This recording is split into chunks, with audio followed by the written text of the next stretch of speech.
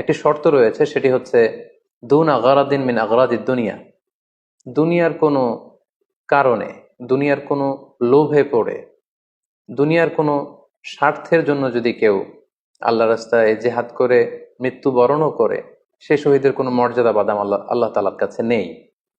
কেননা আমরা হাদিস থেকে জেনেছি অনেক শহীদ কিয়ামতের ময়দানে আল্লাহ তাআলা তাদেরকে জাহান্নামে ফেলে দিবেন। আল্লাহ বলবেন যে তুমি তো দুনিয়াতে জেহাদ করেছিলে, যে মানুষ তোমাকে বীর বলবে, মানুষ তোমাকে সাহসী বলে ঘোষণা দিবে, বাহাবা পাওয়ার জন্য তুমি জেহাদে অংশগ্রহণ করেছিলে এবং সেখানে নিহত হয়েছ। তো তুমি নিহত হওয়ার পরে মানুষ তো তোমাকে বীর বলেছে, বাহাবা দিয়েছে, সাবাস বলেছে, যে কারণে তুমি এই জিহাদে অংশগ্রহণ করেছো সেটা দুনিয়াতেই তুমি পেয়েছো। তো আমার কাছে তুমি কি চাও? আমার কাছে তোমার জন্য কিছু নেই। Go to the hell fire, জাহান নামে যাও। তাকে আল্লাহ তাআলা উপর করে জাহান নামে নিক্ষেপ করবেন। তো এজন্য শর্ত হচ্ছে যে দুনিয়ার কোনো স্বার্থে নয়, শুধুমাত্র কেবলমাত্র আল্লাহর দিনকে আল্লাহর জমিনে